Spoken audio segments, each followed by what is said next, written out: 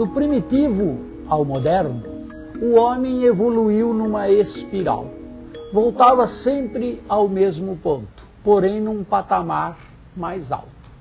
Na sua primeira volta ficou ereto. Depois, sapiens, aos poucos foi descobrindo regularidade. Nasceram assim as suas religiões, as artes, a ciência, a matemática. Mas aos poucos ele percebeu que, apesar do mundo ter ficado menos imprevisível, a ordem não era suficiente para explicar tudo. Ora, é uma bem comportada equação matemática que se caotiza. Ora, é um fenômeno físico, químico, biológico, costumeiramente tratado como caótico, que emerge dele uma certa ordem. O homem teve que reaprender a sua leitura. E assim surgiram, simultaneamente, a matemática moderna e a moderna arte.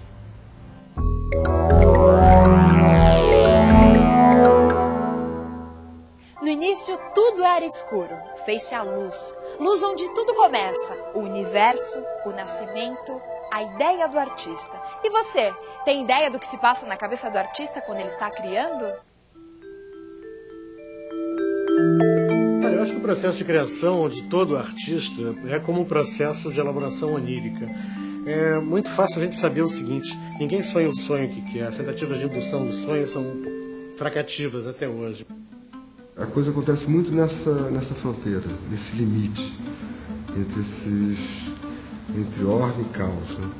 Eu acho que, na verdade, é uma espécie de passagem contínua, né? Ou de alternância entre esses dois campos. Eu acho que as melhores ideias que a gente tem é quando tem essa vagância, assim, um pouco antes de dormir, um pouco antes de acordar, sei lá, olhando uma parede vazia. Eu acho que o que me interessa, assim, individualmente, em relação à arte, é exatamente esse momento que a ideia passa pela primeira vez na tua cabeça e completamente informe, completamente... né? Nós não fazemos o poema que queremos. Então é preciso colocar à disposição da poesia. Eu acho que a diferença do artista para não artista hoje é só o fato dele se deixar à disposição da poesia, se deixar à disposição desse não saber. Tem esse momento, assim, onde tudo se encaixa. Acho que essas coisas já estão na cabeça da gente e esses insights aparecem geralmente quando a gente não o controla. Eu não sei se isso não é exatamente o caos, isso uma coisa em suspenso, assim. Tem que se deixar à disposição desse caos que a linguagem é capaz de produzir. E nessa sese faz parte dessa sese a leitura, a informação, a cultura e, sobretudo, a preguiça.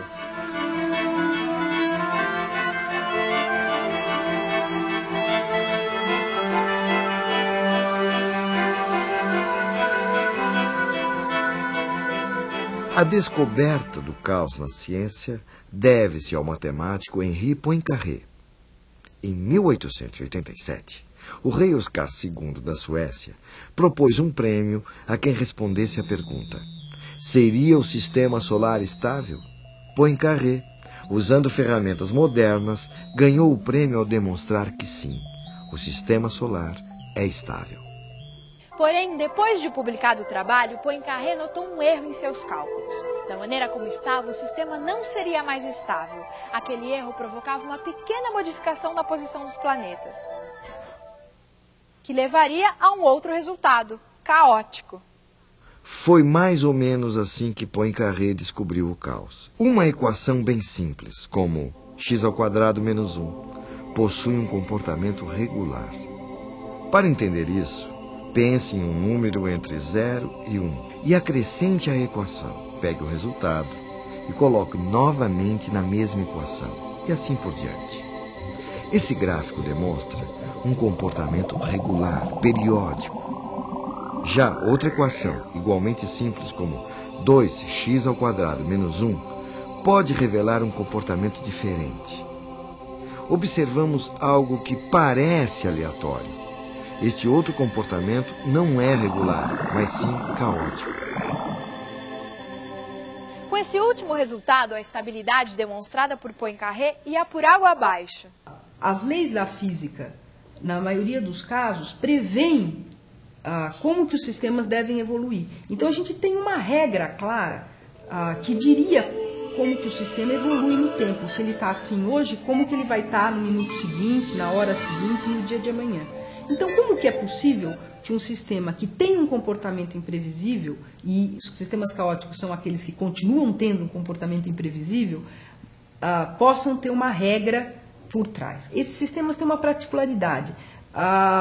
Se você coloca o sistema numa condição praticamente idêntica, mas não exatamente idêntica do que estava ontem, essa minúscula diferença, praticamente imperceptível a medidas e observações comuns, tem uma influência catastrófica, decisiva no resultado do sistema, no comportamento do sistema. Então, o que acontece? Você tem uma evolução no tempo imprevisível, não porque ele não tem uma regra para evoluir, mas porque você não consegue precisar completamente como que ele está começando a se movimentar. Quer dizer, se eu reproduzo uma experiência aqui, coloco um determinado pêndulo, uma determinada característica aqui, uma borboleta bate as asas lá, a minúscula influência que o vento causado, as modificações nas condições atmosféricas causadas por esse movimento da borboleta, vai acabar tendo um efeito drástico no movimento do meu corpo. Então, como eu não consigo nunca prever todas essas coisas ou incorporar tudo isso no sistema, eu, na verdade, perco a minha capacidade de prever o comportamento do sistema no futuro. Então, são esses tipos de sistemas imprevisíveis que são chamados de caóticos em física.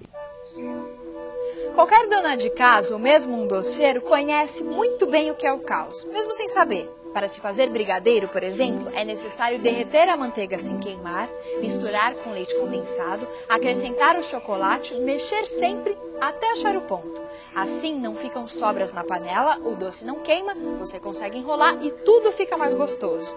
O caos encontra-se então no momento em que o doce está para grudar na panela, ou quando funde-se, ou ainda quando desanda. Somente um bom doceiro sabe repetir o procedimento para se fazer o doce, mas nem isso garante que ele seja sempre bom.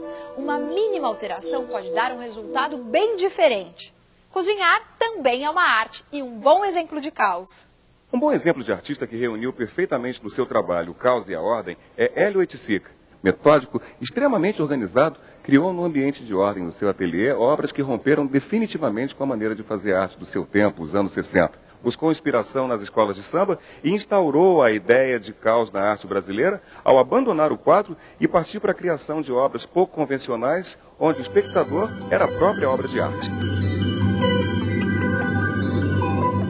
Hélio Oiticica começou pintando quadros como estes, geométricos, geralmente com apenas duas cores. Suas inquietações o levaram à procura do que ele chamou de grande labirinto, ideia poética que serviu como ponto de partida para o abandono do quadro.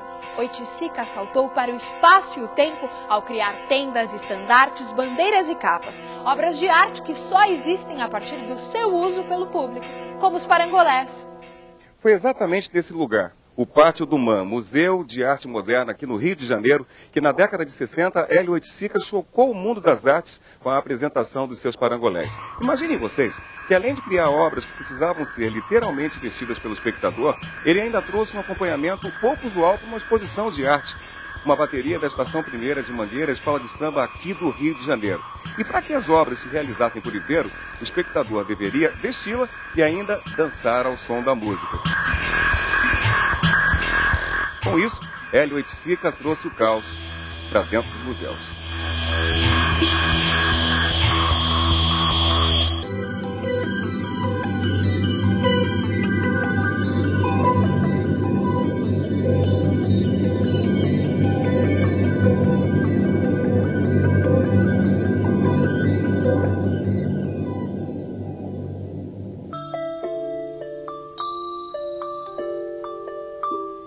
Eu queria fazer algo que começou a pulsar dentro de mim, exprimir essa pulsação.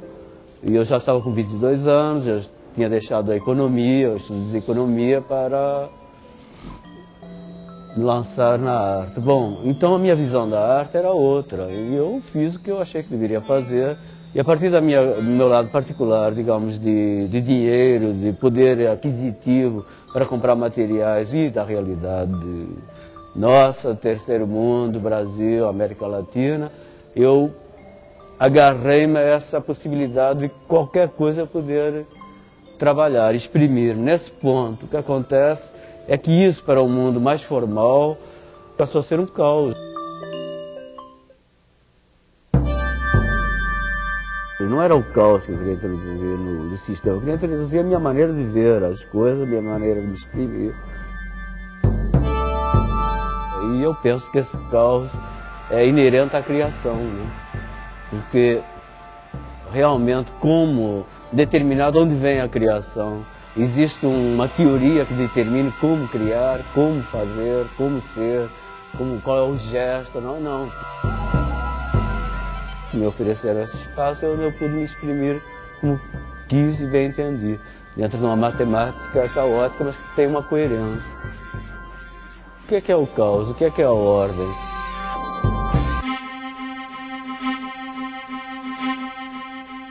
Olhando para estes quadros, podemos ter a impressão de estar diante de uma representação caótica. São obras abstratas de Antônio Bandeira. Nessas composições, a intuição, na maioria dos casos, prevalece sobre a razão. A maneira de pintar esses quadros expressa um ímpeto informal. Mas olhando atentamente, podemos perceber que existe um equilíbrio estrutural. O impacto dessas obras vem, de certa forma, da sensação de um indeterminismo lúdico que acaba por formar um todo coerente.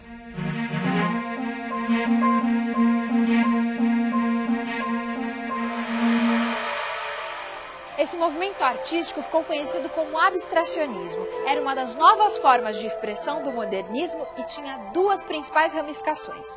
O abstracionismo geométrico, diretamente ligado à razão matemática, e o abstracionismo informal, em que o artista parte de sua expressão sensível e intuitiva.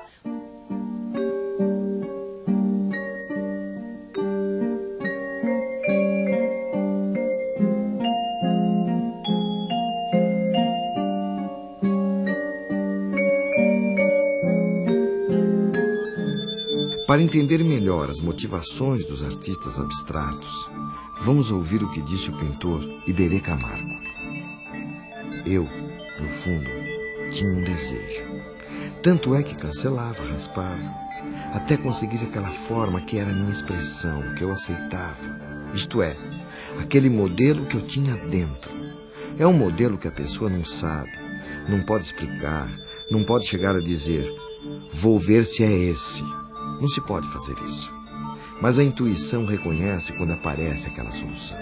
Embora não pudesse ver de antemão, eu fazia isso com a fidelidade e com a obsessão de um pintor naturalista que quer fazer um retrato. Tinha de ser exatamente aquilo, embora depois, olhando o quadro, dissesse que é jogado, que não tem aquele movimento. Sim, tudo ali é jogado, mas não é um jogado assim, a esmo. Esse tipo de arte abstrata, sensível e poética encontra um outro paralelo. Por exemplo, nas obras de Tomiotaki, um belo casamento entre intuição e formas geométricas. Observem a semelhança desses trabalhos de Tomi e as fotos tiradas pelo satélite Hubble. Curiosamente, ela pintou esses quadros anos antes dessas fotos serem feitas. Artista e cientista, através da intuição e da técnica, eles vão dar forma ao vivido e ao imaginado. Então nós temos um processo que vai desde o sem forma até a forma final fixada nesse objeto de arte ou nessa teoria científica. Essas imagens que se parecem são da natureza e da nossa imaginação. Todas elas impressas desde tempos imemoriais na história da espécie, na história cultural, social. De uma maneira geral, dizemos que são semelhantes por quê? Porque houve uma interação entre a proposta do artista e a nossa vida, a nossa experiência de vida. É isso que nós chamamos semelhança, é isso que nós sentimos quando estamos vendo essas duas imagens apresentadas. Portanto, quando nós observamos o quadro e as fotos do Hubble, nós estamos trazendo todo esse patrimônio cultural e da espécie nessa interpretação.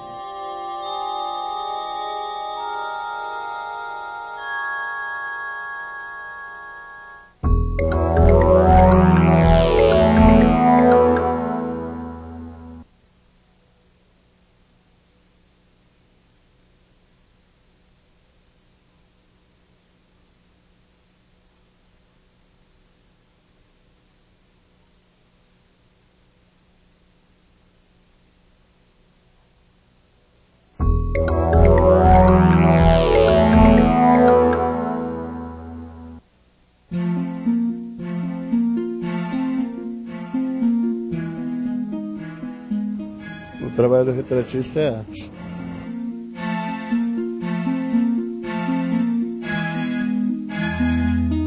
Desde o momento que ele transporta um traço no papel que define uma pessoa, ou um objeto, ou uma obra, isso é uma arte. Se tivesse um trabalho do Antônio Bandeira, você poderia, uma reprodução dele, você faria, por exemplo? Eu poderia tentar, né? É complicado porque eu vou passar o que eu sinto, não o que está na tela realmente, né? Mas posso tentar.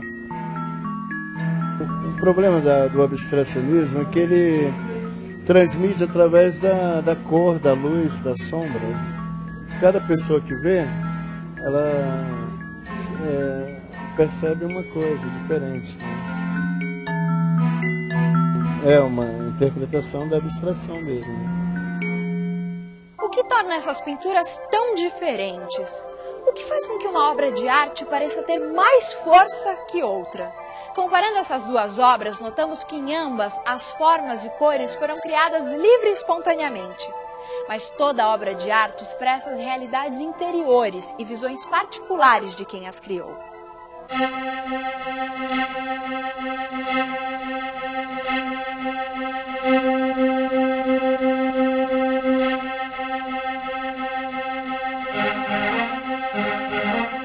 É mais fácil entender uma fotografia ou então a pintura de um rosto, né, do que no contexto, né, geral, misturado nas entrelinhas, né.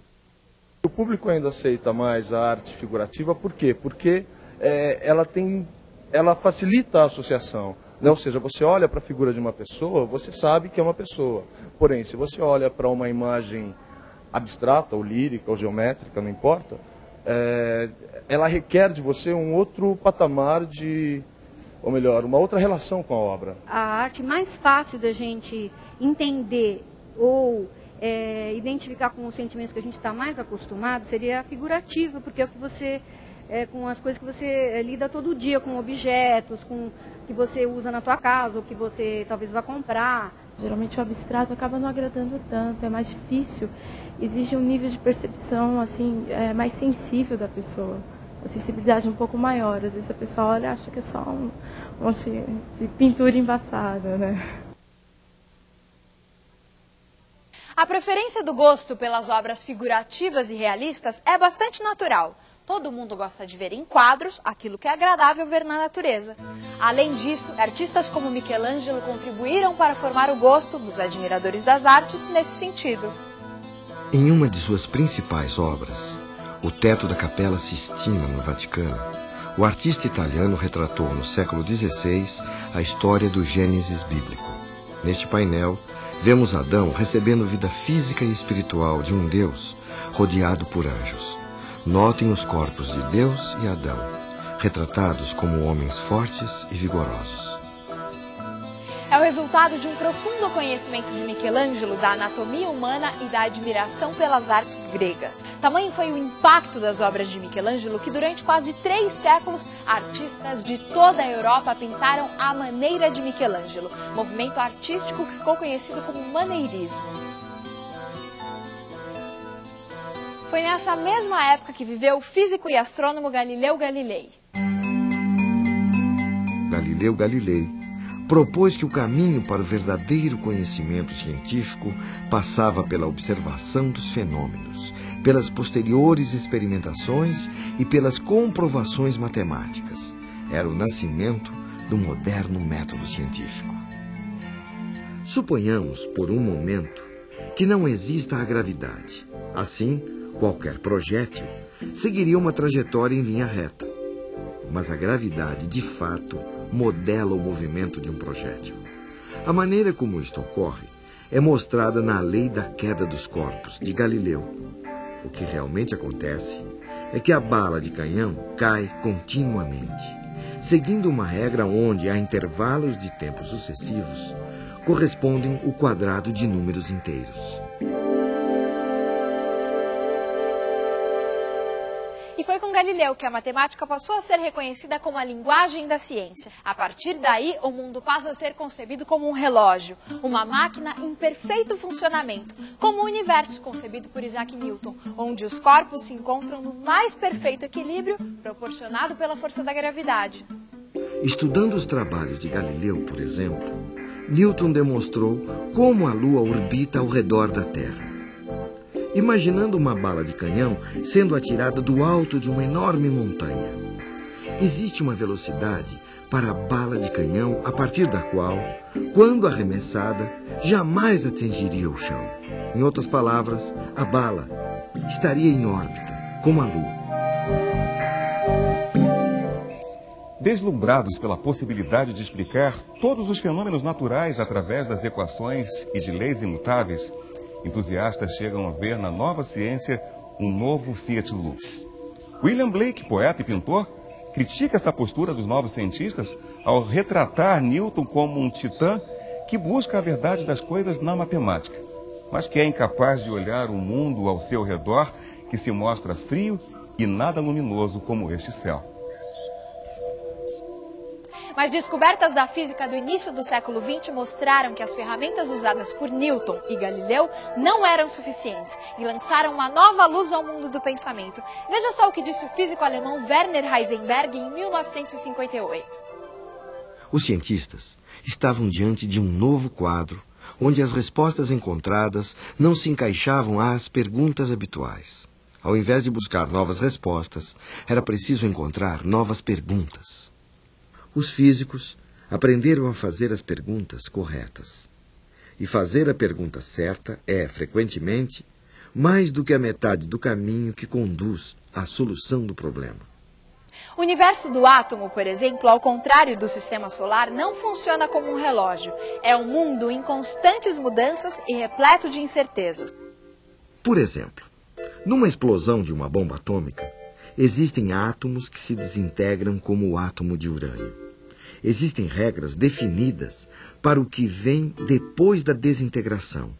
Mas ninguém é capaz de prever quando e qual átomo se desintegrará primeiro, iniciando uma reação em cadeia. É nesse exato instante que surge o caos.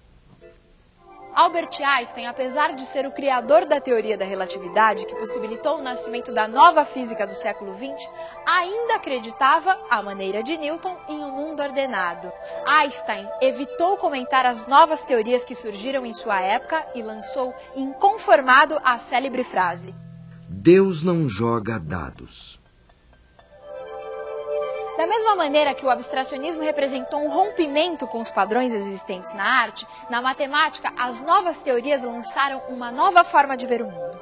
Uma das mais importantes teorias matemáticas que tratam desse novo mundo é a teoria do caos. O interesse permanente pelas formas geométricas e pelos problemas espaciais que o mundo das artes revelou no século XX é o ponto culminante de uma aproximação entre arte e matemática que se aprofundou desde a época do Renascimento.